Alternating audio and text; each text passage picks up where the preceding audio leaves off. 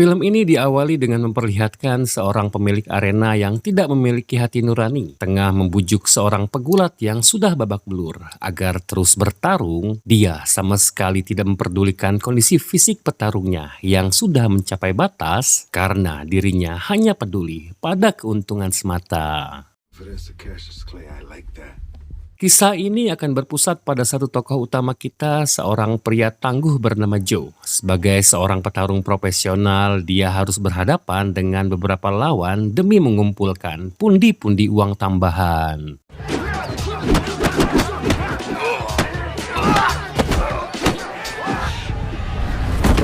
Karena bayaran dari pertandingan pertama dirasa belum mencukupi, Joe tanpa ragu memutuskan untuk kembali bertarung dalam ronde kedua.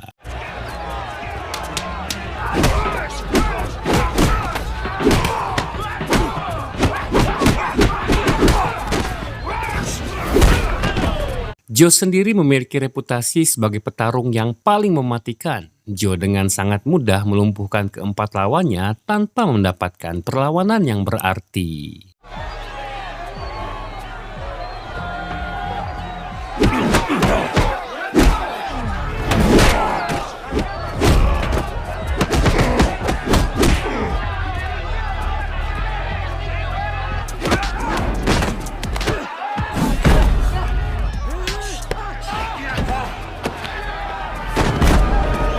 Selesai bertarung melawan 4 petarung, Joe bergegas menuju rumah kekasihnya yang bernama Estrella. Di sana dia berusaha menenangkan diri sekaligus menyembunyikan jejak-jejak pertarungan. Meskipun beberapa luka lebam tampak jelas menghiasi wajahnya.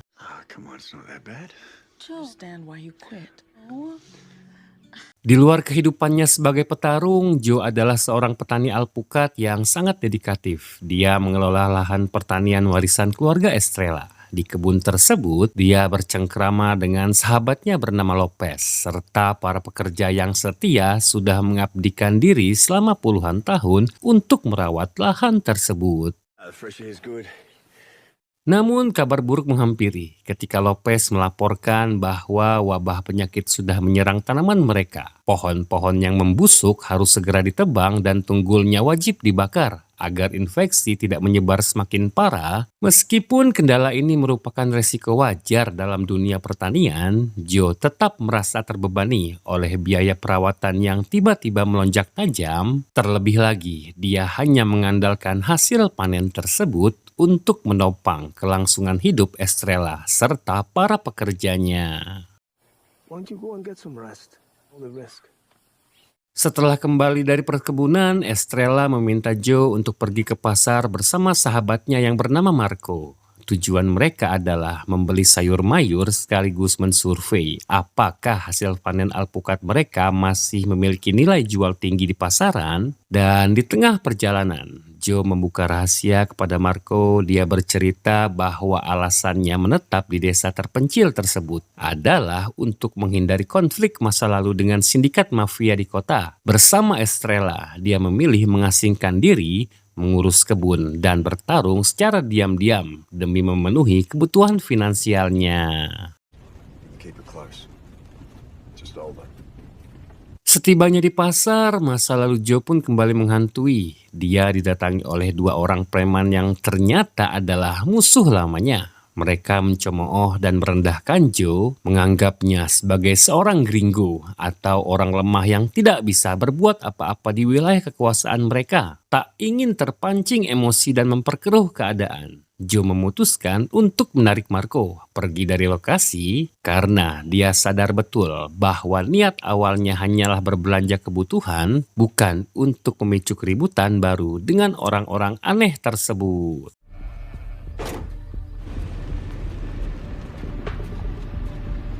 Namun baru beberapa meter kendaraan mereka beranjak dari pasar, insting bertahan hidup Joe merasakan ada sesuatu yang salah. Melalui kaca spion, dia menyadari bahwa ada sebuah mobil mencurigakan yang terus mengikuti pergerakan mereka dengan sangat agresif. Dugaan Joe tepat, orang-orang di dalam mobil itu adalah preman pasar tadi bersama anak buahnya yang kini berniat menghabisi nyawa mereka berdua.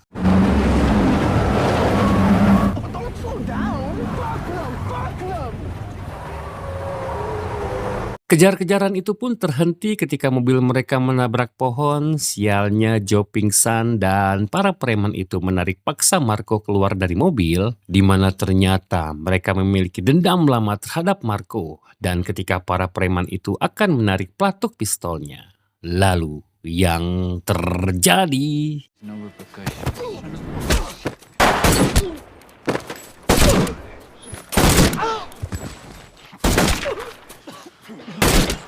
Kemudian Joe meminta Marco untuk segera mengubur jasad-jasad mereka beserta seluruh barang bukti yang mereka bawa. Joe bahkan membakar habis mobil milik preman-preman itu demi menghilangkan jejak agar tidak mengundang kecurigaan dari pihak kepolisian ataupun mafia lain yang mungkin akan mengejar mereka.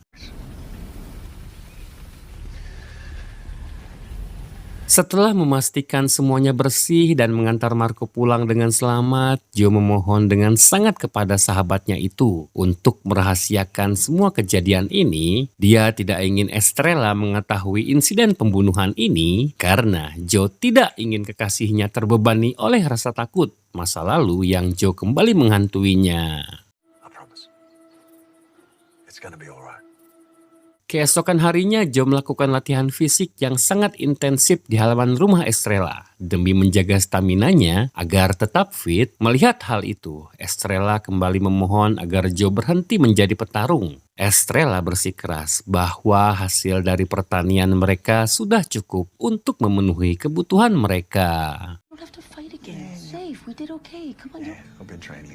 Di perjalanan pulang dari ladang, Joe dikejutkan oleh kehadiran dua sosok asing. Dia adalah Baptiste, pria berpenampilan misterius dengan jas putihnya, dan Ruthie, rekannya yang berwajah dingin mengenakan jaket hitam. Di sini Baptiste nampak begitu tertarik dan mengagumi kebun milik keluarga Estrella itu, di mana Baptiste berdalih bahwa dia sedang mencari supirnya yang hilang. Joe yang mendengar alasan tersebut, dia berusaha bersikap ramah dan menawarkan diri untuk mengantar mereka sampai ke rumah. Namun di dalam benaknya, insting Joe mengatakan bahwa akan ada hal buruk yang segera terjadi. Mengingat gerak-gerik mereka yang tidak wajar, sadar bahwa kehadiran Baptiste membawa aura ancaman. Joe segera meminta Estrella untuk mengemas barang-barangnya dan bersiap untuk pergi meninggalkan tempat itu. Sayangnya Estrella menolak percaya pada kekhawatiran Joe karena pria itu terus menyembunyikan kebenaran tentang apa sebenarnya yang terjadi belakangan ini. Dan belum mereka sempat berkemas, Baptiste tiba-tiba muncul di hadapan mereka kembali. Di sini Baptiste berpura-pura ingin memborong seluruh hasil panen dari kebun mereka dalam skala besar. Estrella yang merasa sungkan dan tidak enak hati justru mempersilahkan Baptiste masuk terlebih dahulu dan menyuguhkan jamuan sederhana untuk menghormati tamunya. Dan di tengah jamuan tersebut, Baptiste menawarkan harga yang sangat fantastis untuk membeli semua hasil panen tersebut. Namun dengan tegas tapi halus, Estrella menolak tawaran itu dengan alasan bahwa mereka sudah terikat kontrak dengan pembeli tetap yang lain. Namun anehnya Baptiste bisa menyebutkan secara detail tentang latar belakang keluarga Estrella. Dia mengetahui silsilah keluarga Estrella, bahkan dia juga tahu bahwa ayah Estrella di masa lalu pernah memiliki hubungan dengan orang-orang paling berbahaya di dunia kriminal. Pernyataan itu sontak membuat Joe dan Estrella membeku karena terkejut. Dan yang lebih mengerikan lagi, Baptiste juga menyiratkan bahwa dia mengetahui insiden pembunuhan yang dilakukan Joe kemarin. Hal ini membuat Joe nampak sangat gugup dan tertekan, tapi Baptiste bersikap seolah itu bukan masalah besar dan memaksa mereka untuk memikirkan kembali tawaran yang sudah dia berikan. Ketegangan pun semakin menjadi-jadi ketika Ruti tiba-tiba masuk ke dalam rumah tanpa mengetuk pintu ataupun mengucap salam. Tindakan kurang ajar ini membuat Joe dan Estrella semakin waspada, khawatir kekerasan akan pecah saat itu juga. Dengan gaya santainya, Baptiste meminta maaf atas kelancangan Ruti, lalu keduanya pergi begitu saja, meninggalkan rumah itu dengan meninggalkan tanda tanya besar. Seperginya mereka, Joe mendesak Estrella agar secepatnya angkat kaki dari rumah tersebut sebelum Baptiste dan pasukannya kembali. Kali ini Estrella menyetujui keputusan Joe karena dia sadar bahwa mafia kejam itu tidak akan pernah berhenti meneror mereka sampai lahan pertanian tersebut jatuh ke tangan mereka. Sebelum melarikan diri, Joe menitipkan kebun tersebut kepada Lopez untuk sementara waktu hingga situasi kembali kondusif. Namun pikiran Joe terus dihantui oleh rasa khawatir terhadap keselamatan Marco akibat kejadian kemarin. Dia pun mengajak Estrella untuk lebih dulu mampir ke rumah Marco demi memastikan sahabatnya itu baik-baik saja.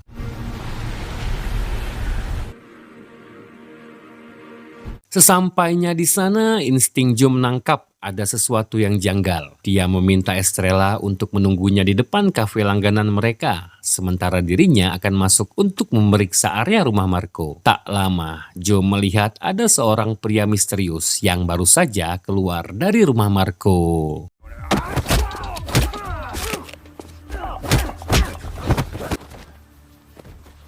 Ketakutan terbesar Joe akhirnya menjadi kenyataan ketika dia menemukan tubuh Marco sudah terbujur kaku tidak bernyawa, tewas dihabisi oleh anggota mafianya Baptiste. Di hadapan tubuh kaku itu, Joe bersumpah akan bertindak lebih brutal kepada setiap anggota mafia yang sudah menghabisi sahabatnya. Tak lama, puluhan anggota mafia pun muncul dan mengepung tempat itu dengan niat untuk menghabisi nyawa Joe.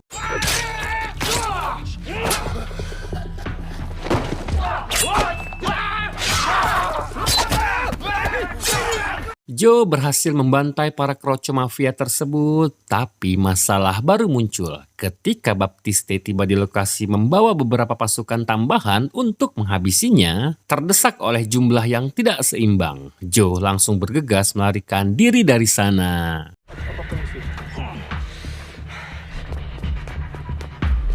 Baptiste yang melihatnya pun meminta para anak buahnya untuk segera mengejar Joe, di mana mereka berpencar sampai akhirnya Ruti berhasil bertemu dengan Joe, sehingga pertarungan pun tak terelakkan.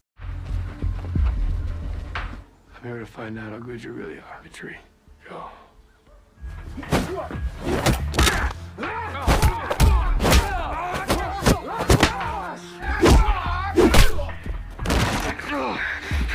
Just a kid. He was just a kid.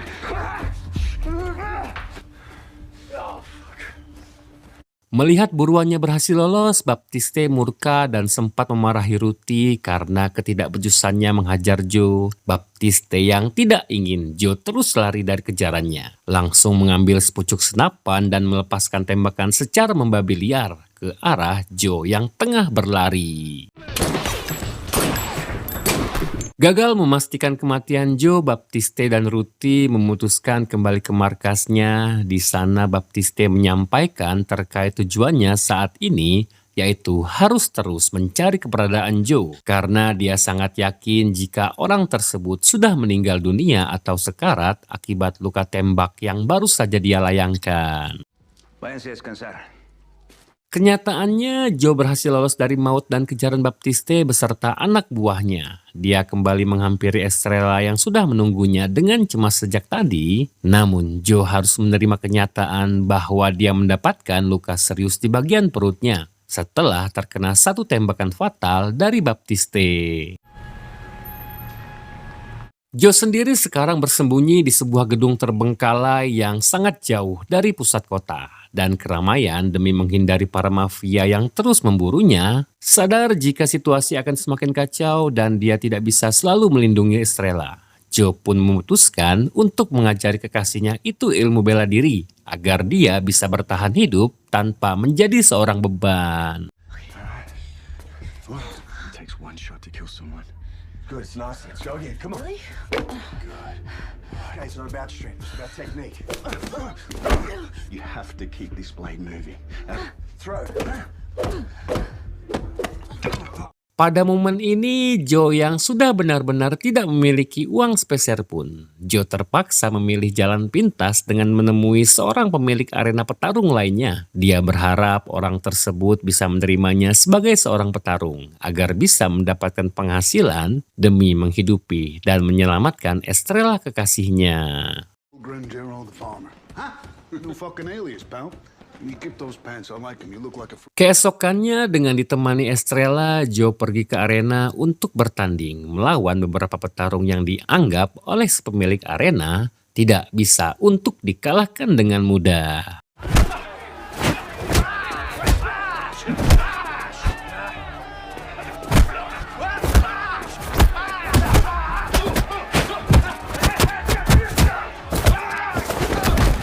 Namun tanpa Joe sadari, rupanya Baptiste dan Ruthie juga sudah menyusup pergi ke arena tersebut. Mereka berencana menculik Estrella untuk menjebak Joe dan memaksa dia keluar dari tempat persembunyiannya hingga Joe mau menjual seluruh lahan pertanian milik kekasihnya tersebut.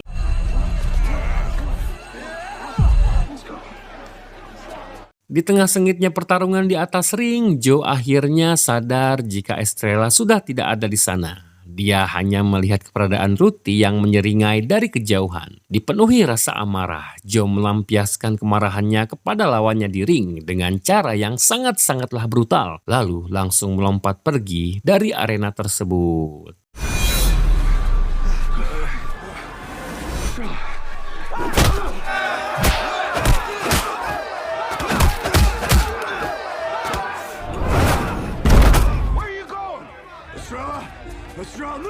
Joe yang masih dibuat sedih dan murka atas kehilangan Estrella kembali melampiaskan kekesalannya dengan menghancurkan semua barang yang ada di hadapannya. Di saat itu juga dia berjanji dengan darahnya untuk membantai habis semua anggota mafia yang sudah berani menculik kekasihnya.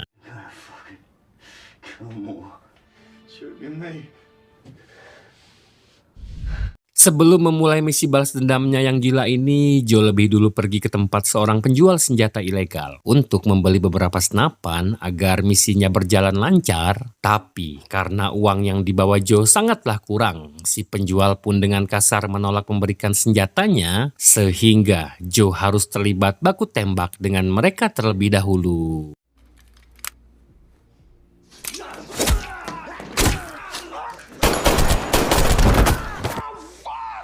Take all your guns for free.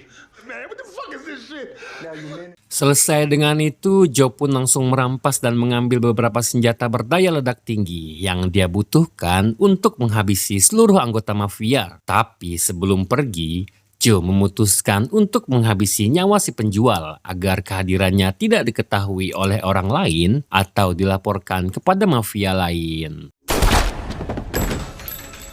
Sampailah Joe di sebuah perkebunan bersembunyi tepat di area yang menjadi markas utamanya Baptiste. Secara diam-diam dan bergerak layaknya bayangan, Joe berusaha melumpuhkan puluhan anggota mafia yang berjaga seorang diri tanpa menimbulkan suara.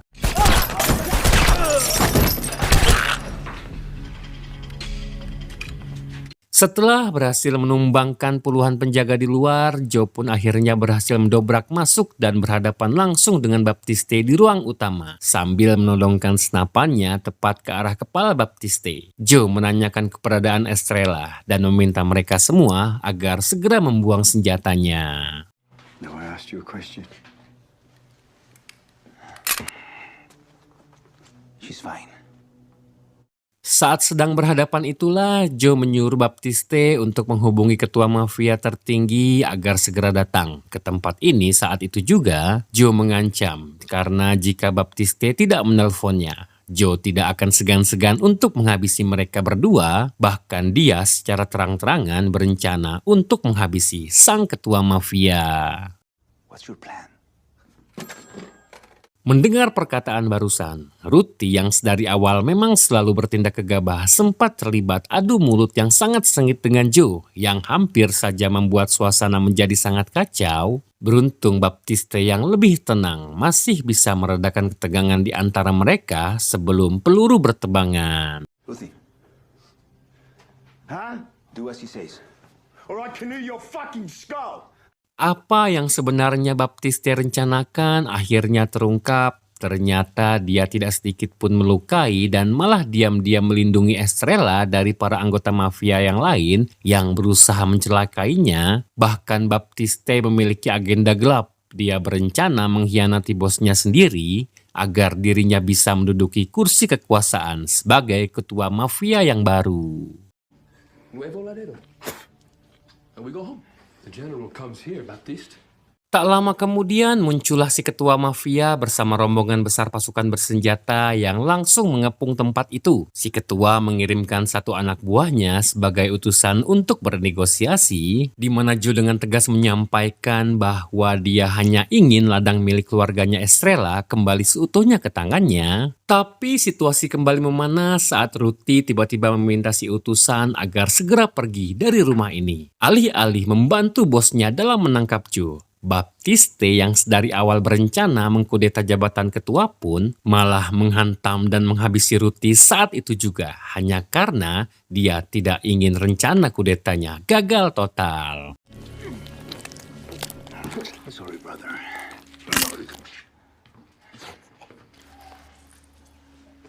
Di sini Baptiste akhirnya menjelaskan secara terbuka alasan kenapa dirinya memilih berkhianat kepada si ketua. Selain dia ingin mengkudeta si ketua, dia juga ingin nantinya Joe mengajarkannya untuk bertani alpukat karena ketika dia pensiun nanti, dia ingin memiliki kebun alpukatnya sendiri. Namun karena tujuan utama Joe hanya ingin mengambil kembali haknya untuk mendapatkan lahan pertanian milik keluarganya Estrella, Joe tidak terlalu menghiraukan perkataan maupun politik dari Baptiste. Dia justru lebih memilih bekerja sama dengan Baptiste sementara waktu demi menghabisi si ketua dan para kroconya. Well, it looks like I've switched teams. Thank you. Saat kondisi semakin memanas dan tidak terkendali, si ketua akhirnya menampakkan diri secara langsung dan meminta Baptiste agar segera menyerahkan Joe. Di mana di sini terungkap bahwa si preman pasar yang Joe habisi di awal film tadi, ternyata putra kandung dari ketua tersebut sadar jika situasi akan semakin tidak terkendali dan negosiasi akan sia-sia. Joe pun tanpa berpikir panjang langsung menarik pelatuk dan menghabisi si ketua di saat itu juga.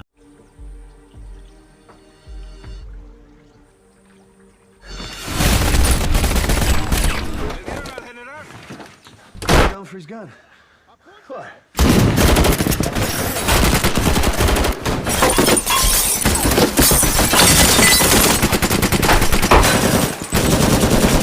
Di tengah-tengah itu, Joe meminta Estrella dan Baptiste untuk segera pergi keluar mencari tempat yang aman. Sementara dirinya berusaha sekuat tenaga menghadang para kroco mafia yang tidak henti-hentinya menyerang mereka.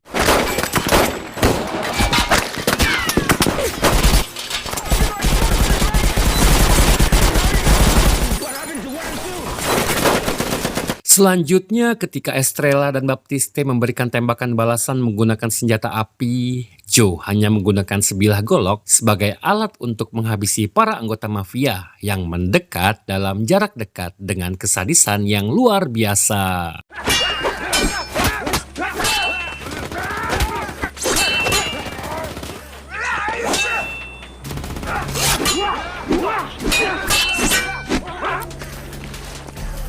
Berbekal ilmu diri yang baru saja dipelajari dari Joe, Estrella bergerak sangat cepat dan berhasil mengalahkan beberapa musuh dengan presisi dan mengagumkan, meskipun ini adalah kali pertamanya dia terjun langsung ke dalam medan pertempuran seperti ini.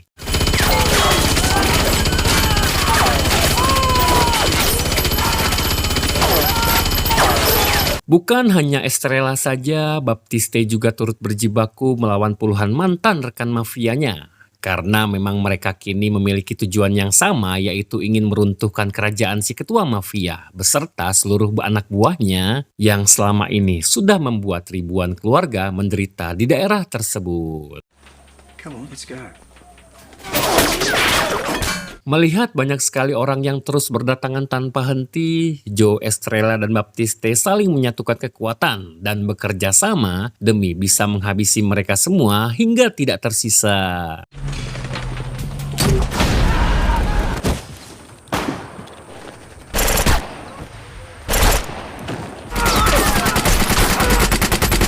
Selesai berperang, Joe dihampiri oleh Baptiste yang dengan nada menghargai. Dia mengucapkan selamat atas keberhasilannya dalam menghabisi seluruh anggota mafia dan berhasil mengambil kembali hak atas ladang perkebunannya. Dan setelah semua badai permasalahan ini selesai, Baptiste memutuskan untuk berjalan pergi meninggalkan mereka berdua menghilang dalam bayang-bayang tanpa tujuan yang jelas. I always do, farmer. You look after yourself.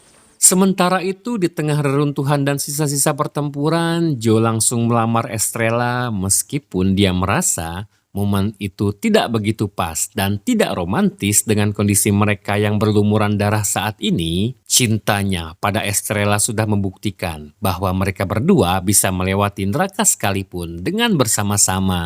I know this may not be the most romantic moment. Dan film pun selesai.